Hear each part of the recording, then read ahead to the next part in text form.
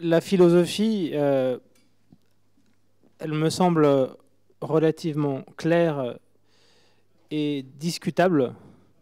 La philosophie, c'est cette idée très répandue, pas simplement en France, dans une bonne partie de l'Europe, cette idée qu'il y aurait une sorte d'opposition d'intérêts entre ce qu'on appelle les insiders et ce qu'on appelle les outsiders. Les insiders, ce sont ceux qui ont un emploi, et les outsiders, ce sont ceux qui n'ont pas d'emploi. Donc il y a cette idée que pour améliorer la situation de l'emploi, on peut de dégrader la situation de ceux qui ont un emploi. C'est tout à fait redoutable, et la France n'est pas la seule, loin de là, à aller dans cette direction.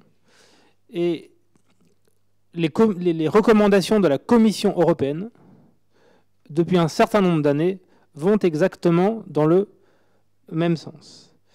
Donc, la philosophie générale, c'est que, en touchant au Code du travail, on va lutter efficacement contre le chômage. Il faut savoir, il faut rappeler que le lien de causalité entre le Code du travail et le chômage n'a jamais été établi. Et malheureusement, c'est devenu une sorte de leitmotiv, de banalité, que de dire que le Code du travail serait responsable du chômage. Alors évidemment, comme on ne trouve pas les réponses économiques pour lutter contre le chômage, eh bien, il faut bien trouver un bouc émissaire. Et ce bouc émissaire, c'est devenu le Code du travail. Alors, pour justifier la mise en responsabilité du Code du travail, on prend les exemples étrangers. Et malheureusement, on prend toujours les mêmes exemples, c'est-à-dire essentiellement l'Espagne et l'Italie. En Espagne et en Italie, on a eu des réformes drastiques du droit du travail, d'un côté, et de l'autre, on a eu une baisse du chômage. Est-ce que ça veut dire que la baisse du chômage est liée à la réforme du droit du travail? Absolument pas. En réalité, on n'en sait rien. Je vais vous prendre deux exemples. En Italie, on a fait ce qu'on appelle le plafonnement des indemnités de licenciement, sachant qu'il s'agit, et c'est pareil en France, il s'agit des indemnités pour licenciement injustifié. Il est très important de dire que lorsqu'on parle du plafonnement des indemnités en France, c'est bien du plafonnement des indemnités pour licenciement injustifié dont on parle. Parce que les salariés ont aussi droit à une indemnité qu'on appelle l'indemnité légale de licenciement. Celle-là, elle est valable, peu importe que le licenciement soit justifié ou pas. Celle-là, elle est prévisible et c'est tout à fait normal. Mais l'indemnité qui pose problème, c'est celle pour licenciement injustifié. Donc en Italie, ils ont plafonné l'indemnité pour licenciement injustifié. Et effectivement, quelques mois après, le chômage a baissé. Sauf que, en même temps qu'ils ont plafonné les indemnités de licenciement, ils ont appliqué une politique d'exonération de charges patronales très importante, puisque la première année, c'est 8 000 € par salarié. Et donc, lorsque vous discutez avec les collègues italiens, ils vous disent on est incapable de dire si la baisse du chômage en Italie est liée au plafonnement des indemnités de licenciement ou aux exonérations de charges, ou même à la reprise économique. Donc le lien de causalité, il n'est pas prouvé en Italie. En Espagne, c'est à peu près la même chose. Ils ont fait un contrat, dont je n'ai plus le nom en tête, mais un nouveau contrat de travail, avec des exonérations de charges patronales très fortes. Et quelques mois plus tard, on a eu une réforme très importante des CDD et du licenciement économique. Si bien que là encore, il n'est pas possible de dire que la baisse du chômage en Espagne, et au passage il reste très important, est liée ou pas à la réforme du droit du licenciement. Et puis, au passage, ce n'est pas négligeable, baisse du chômage en Espagne, mais explosion de la précarité. Hein. Et ça, c'est une vraie question. Lorsqu'on nous dit dans beaucoup de pays qu'il y a une baisse du chômage, ok, on crée des emplois, mais il faut voir quel emploi. Il faut voir quel emploi. Ça, c'est une vraie question. Voilà. Ça, c'était pour les exemples étrangers. On pourrait en prendre d'autres, des exemples étrangers. Et l'Allemagne. L'Allemagne, c'est un contre-exemple. L'Allemagne a un indice de protection de l'emploi supérieur à celui de la France. En Allemagne, on n'a pas décidé de réformer le droit du licenciement économique. On n'a pas décidé de faciliter le licenciement. Et pourtant, le taux de chômage est bien meilleur que le nôtre. Autre contre-exemple, j'ai invité dans mon université cette semaine, un collègue japonais. Et mon collègue japonais me disait que, alors que le gouvernement japonais est un gouvernement de droite, hein, il m'expliquait que le gouvernement japonais avait annoncé une hausse sans précédent du salaire minimum, 3%, alors que les années précédentes, c'était 1%. Et le gouvernement japonais a, il y a quelques semaines, consacré le principe à travail égal, salaire égal. Et là-bas, il est hors de question de toucher au droit du licenciement économique, qui est l'un des plus protecteurs au monde. Pourquoi ils font ça? Parce qu'ils se disent que, et ça c'est très important, que si on touche aux protections des salariés, on porte atteinte à la productivité du travail. Parce qu'évidemment, la France est 4e au monde sur la productivité du travail. La protection assurée aux salariés par le droit du travail n'est certainement pas pour rien dans le très haut niveau de productivité du travail en France. Voilà, donc ça c'était pour les exemples étrangers. Il y a une autre crainte, un autre risque que fait peser cette idée qu'il faudrait mettre en opposition les salariés et les chômeurs.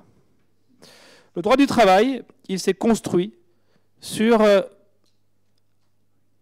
l'opposition entre les salariés et les employeurs. Alors peut-être que le mot opposition n'est pas le bon, peu importe. Mais en tout cas, dans le droit du travail, il y a cette idée de base qu'il existe un lien de subordination entre les salariés et les employeurs. Le lien de subordination, ce n'est pas ce qu'on appelle une fiction juridique. En droit, il y a des fictions juridiques. On apprend à nos étudiants en première année que les radiateurs, ce sont des immeubles par destination. Alors évidemment, qu'un radiateur soit un immeuble, c'est une fiction. Mais le lien de subordination entre le salarié et l'employeur, ce n'est pas une fiction. D'abord, c'est une réalité.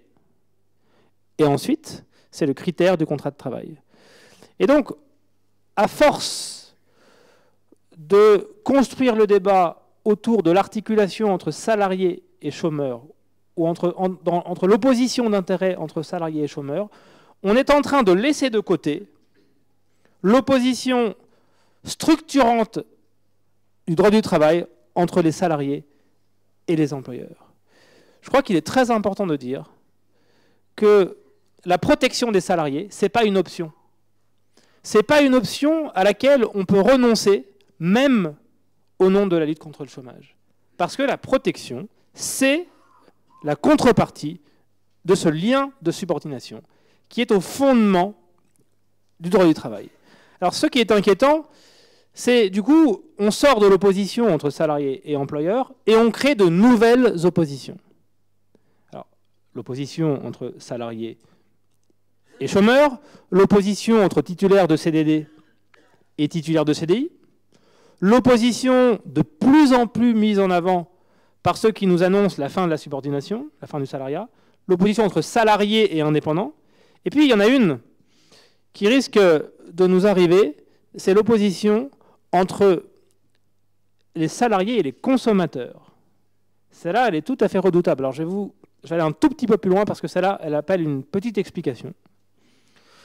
La réforme en cours, en France et dans beaucoup d'autres pays, va amener à donner plus de poids aux accords d'entreprise, à la négociation d'entreprise.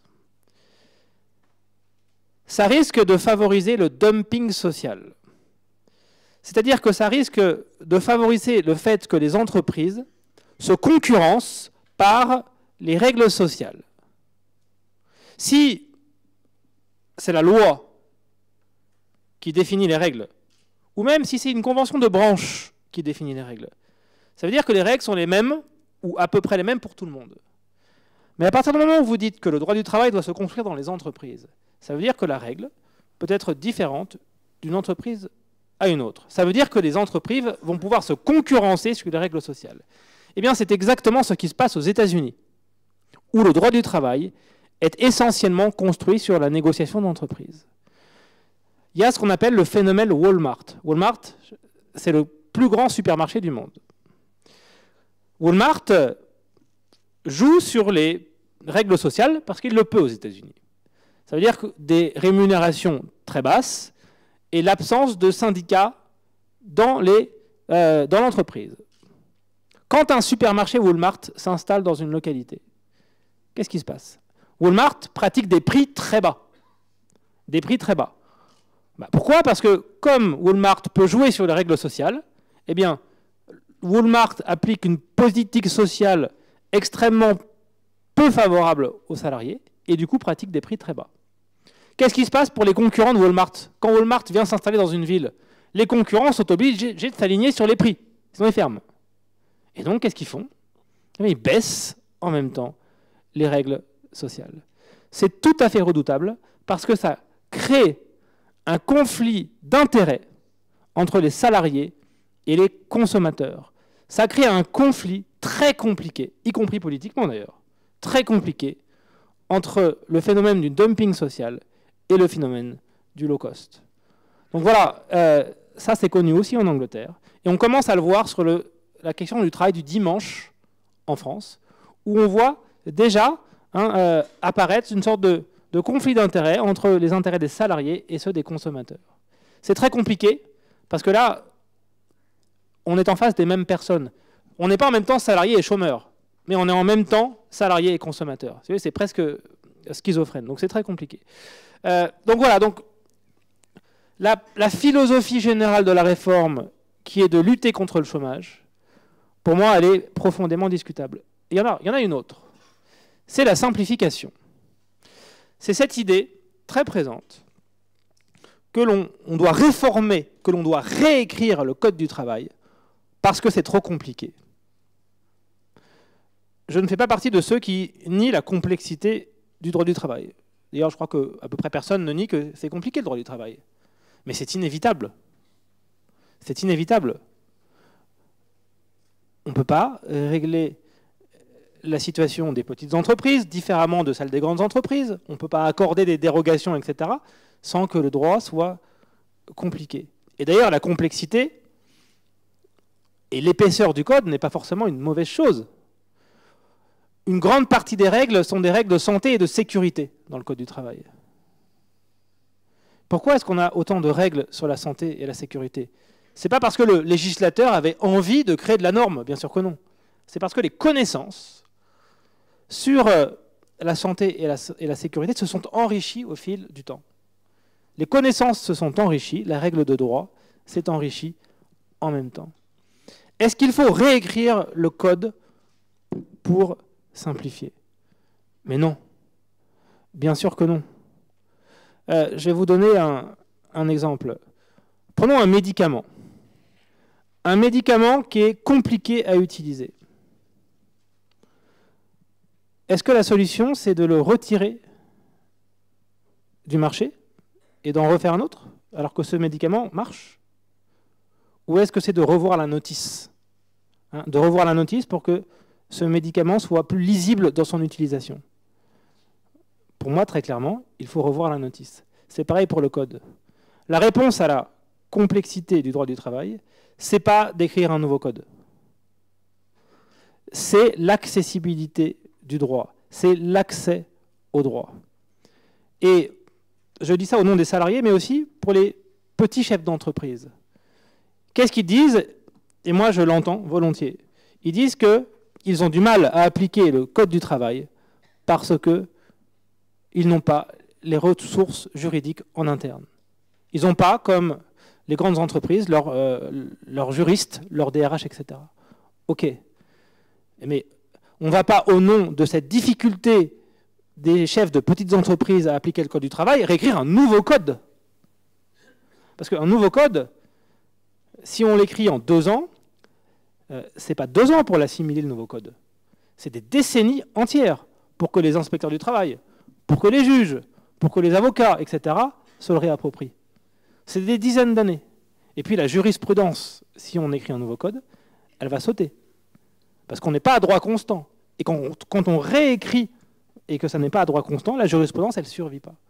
Donc voilà, donc la solution pour moi, c'est de développer un vrai service public, un véritable service public de l'accès au droit, notamment à destination des salariés et des patrons de petites entreprises. Ça se fait notamment aux États-Unis. Et je pense que si on voulait vraiment simplifier, c'est plutôt dans cette direction qu'il faudrait aller, plutôt que d'écrire un nouveau code du travail. Alors, il y a une troisième finalité qui, elle, n'est pas officielle, mais que l'on retrouve dans une disposition, pour moi, très discutable du code de la réforme. C'est cette idée que le droit du travail est un frein pour attirer les investisseurs étrangers. On entend depuis longtemps que le droit du travail français freine les investissements étrangers. Eh bien, la réforme du licenciement économique qui se trouve dans ce texte, qui n'était pas prévu, répond, pour moi, nécessairement, parce que je ne vois pas d'autre explication, à cette préoccupation.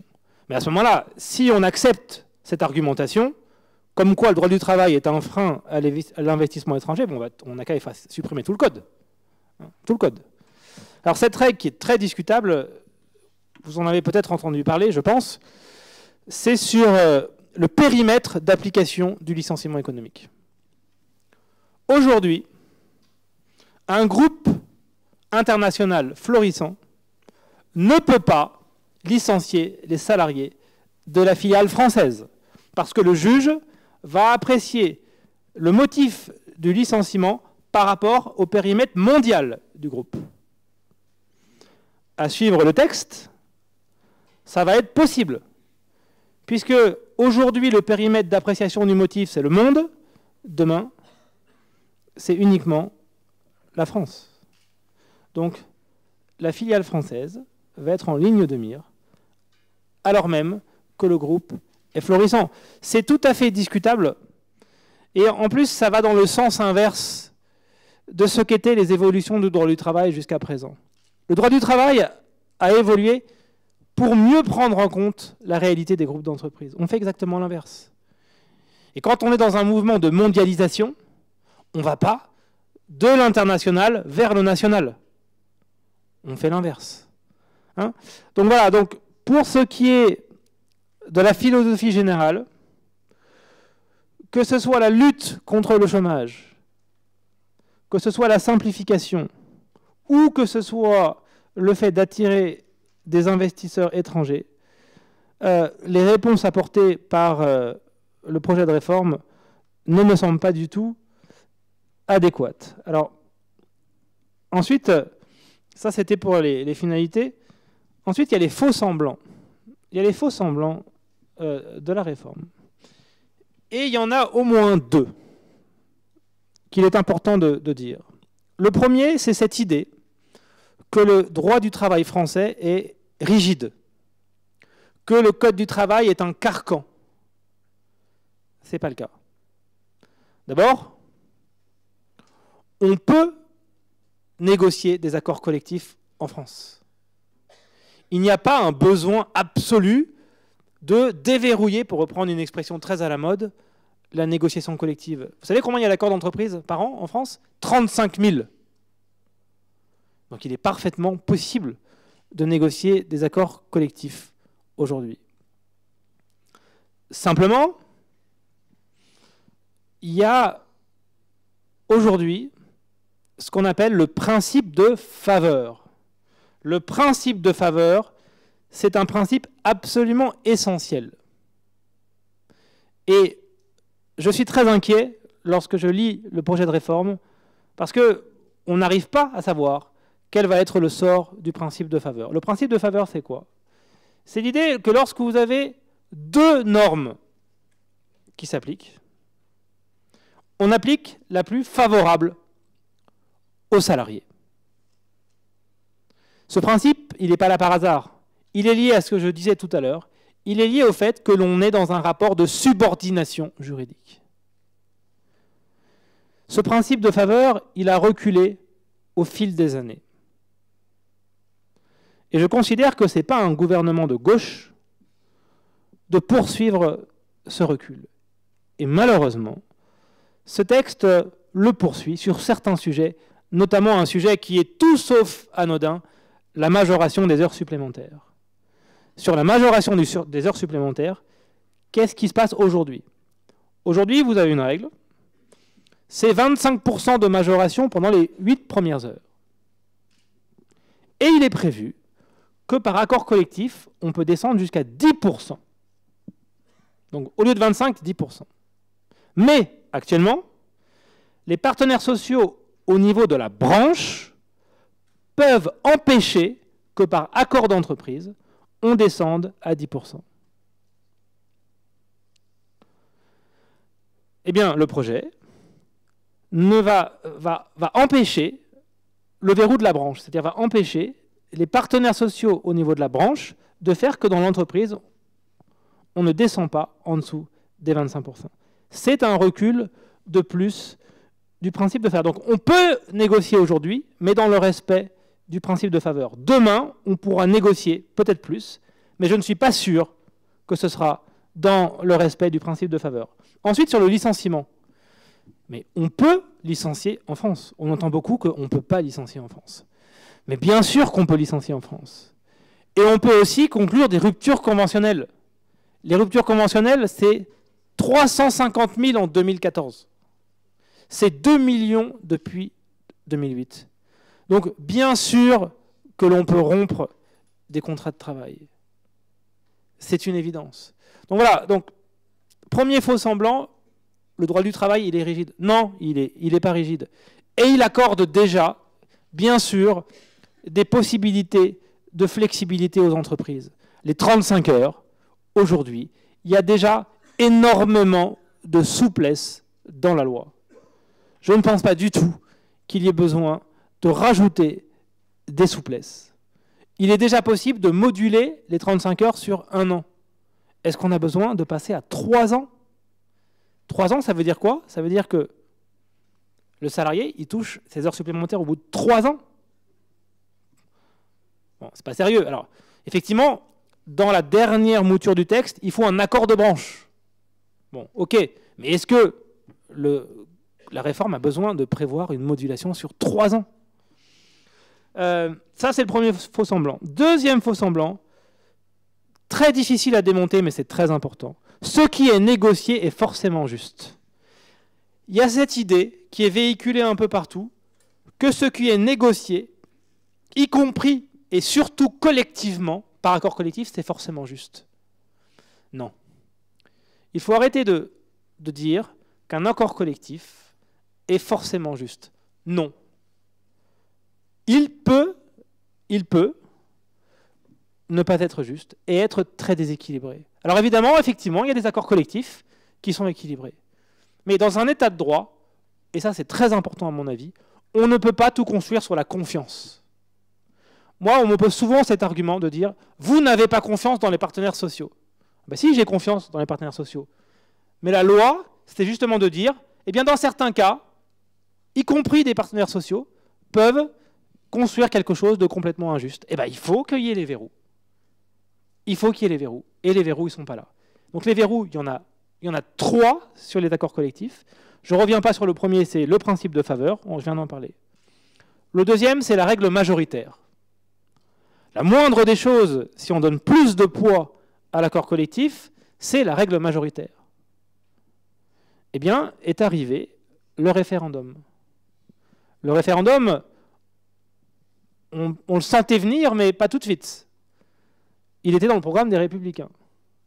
Pourquoi on le sentait venir? Parce qu'on construit une réforme, on annonce un nouveau code du travail qui va être construit sur les accords collectifs, et on sait très bien qu'il ne va pas être facile d'avoir beaucoup d'accords collectifs majoritaires.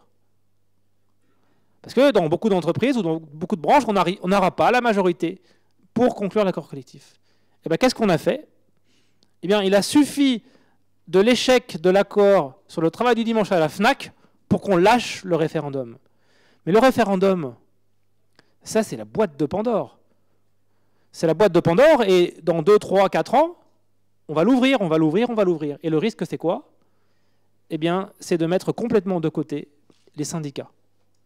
Parce que, et ça, c'est aussi un faux semblant très difficile, parce que intuitivement, on se dit, c'est bien le référendum, c'est bien de consulter les salariés. Eh bien, le référendum, contrairement à ce qu'on peut penser, ça ne conduit pas forcément à une solution juste. Pourquoi? Parce que le référendum, d'abord, souvent, ça se fait à chaud et dans un contexte de chantage à l'emploi ou de difficultés économiques. Ensuite, les salariés, ils n'ont pas la formation, ils n'ont pas l'expérience des délégués syndicaux qui négocient régulièrement tous les ans. Ils n'ont pas cette expérience, ils n'ont pas cette formation. Un accord collectif, puisque l'idée c'est que l'accord collectif serait, entre guillemets, validé dans certains cas par référendum. Mais un accord collectif, c'est très compliqué souvent. Parfois, c'est plus compliqué qu'une loi, même souvent. Est-ce que le salarié de l'entreprise, qui n'a pas du tout de formation sur ces sujets, est-ce qu'il va être capable, de façon éclairée, de répondre à la question posée dans le référendum dans son intérêt? Moi, je ne suis pas convaincu. Je ne suis pas convaincu. Donc, c'est un vrai risque. C'est un vrai risque pour les syndicats, bien sûr, mais aussi pour les salariés. Et puis, il y a un troisième verrou.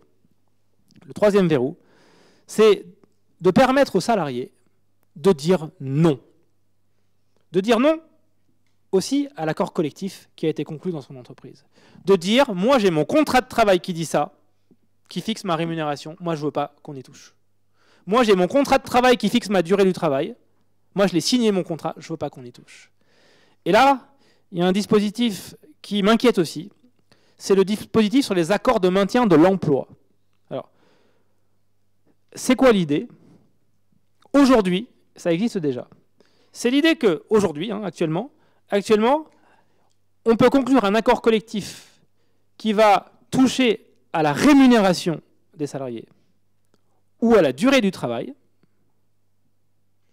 y compris à la baisse, lorsque l'entreprise a des difficultés économiques graves. Okay? Et le salarié qui refuse peut être licencié sans possibilité de contestation du motif de son licenciement. Okay? C'est aujourd'hui un licenciement pour motif économique, mais très très allégé. Bon. Qu'est-ce qui est prévu dans le projet de loi et qui, moi, m'inquiète beaucoup? Il est prévu qu'il n'y aura plus besoin de difficultés économiques graves pour conclure un tel accord. Il suffira que l'accord soit conclu en vue de maintenir ou de développer l'emploi. Mais vous imaginez comment c'est flou. En vue de maintenir ou de développer l'emploi. Alors, concrètement, ça veut dire quoi? Ça veut dire que dans les accords collectifs, il y a de plus en plus de préambules. Bon. Mais peu importe. Ça veut dire qu'on va écrire dans le préambule de l'accord collectif, sur les congés payés, par exemple, un accord sur les congés, ou un accord sur les astreintes, ou sur n'importe quel sujet. On va écrire que l'accord il est conclu en vue de maintenir ou de développer l'emploi. Eh bien, le seul fait d'avoir écrit dans l'accord qu'il est conclu en vue de maintenir ou de développer l'emploi va faire que le salarié qui refuse va être licencié, va pouvoir être licencié sans possibilité de contester le motif du licenciement. Et en plus, dans le projet actuel, on n'applique même plus le droit du licenciement économique. On applique le droit, on va dire, classique du licenciement, c'est-à-dire qu'il n'y a même pas de reclassement. C'est tout à fait redoutable. Sachant qu'il est écrit dans le texte qu'on ne touche pas à la rémunération mensuelle des salariés. Mais imaginez que l'accord augmente le temps de travail. Il va augmenter le temps de travail dans l'entreprise. On va maintenir la rémunération mensuelle des salariés. Mais de fait, c'est une baisse de salaire, bien évidemment. Donc c'est tout à fait redoutable. Donc il est très important, pour moi c'est le troisième garde-fou, il est très important de permettre à chacun des salariés de dire non en vertu de son contrat de travail. C'est ce qu'on appelle en droit la force obligatoire des contrats. Quand on conclut un contrat, il reste obligatoire. Et un accord collectif ne peut pas revenir là-dessus. Et puis le troisième faux semblant, mais je peux arrêter là parce que je suis peut-être trop long, j'ai pas regardé l'heure. Oui, on va passer. Non, mais le troisième faux semblant, mais ça j'en dis un mot, c'est cette idée qu'il n'y a rien de mieux qu'un droit qui est défini dans l'entreprise. C'est cette idée que la loi, c'est cette sorte de délégitimation de la loi. Aujourd'hui, quand on parle de la loi, souvent on associe la loi à l'interventionnisme étatique. Parfois on dit la loi, c'est l'État jacobin. Oui, il y a une sorte de cette idée que la loi, le Parlement n'est plus légitime. Mais la loi, ce n'est pas que l'État jacobin. La loi, c'est aussi l'idée de loi commune. J'en ai parlé tout à l'heure. C'est très important dans une société d'avoir des lois communes. Et c'est redoutable quand la loi, elle est définie entreprise par entreprise. Je ne suis pas en train de dire qu'il faut priver les entreprises de toute possibilité d'adaptation. Je dis simplement qu'il ne faut pas aller vers une philosophie qui fait que le droit, il est défini entreprise par entreprise. Hein, l'accord d'entreprise, ça peut être redoutable. J'ai dit tout à l'heure, il y a le dumping social. Il y a une autre critique qu'on peut faire à l'accord d'entreprise. C'est que, et là, je pense que Gérard Filoche a beaucoup plus d'expérience que moi là-dessus, mettez-vous à la place du juge ou de l'inspecteur du travail. Si on a un droit différent dans chaque entreprise, mais comment est-ce qu'ils vont faire pour contrôler le respect du droit du travail? Aujourd'hui, c'est déjà pas simple avec la loi.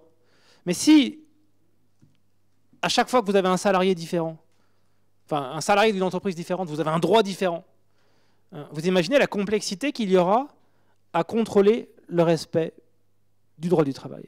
Voilà, donc pour terminer, moi je ne suis pas du tout en train de dire qu'il ne faut rien faire, je pense qu'il y a des choses à faire. Je ne suis pas du tout en train de dire que le Code du travail est parfait. Mais en tout cas, les solutions qui sont préconisées, pour l'essentiel dans cette loi, hein, il n'y a pas que des mauvaises choses, hein, bien entendu, mais enfin pour l'essentiel, ne me semblent pas du tout aller dans la bonne direction. Voilà.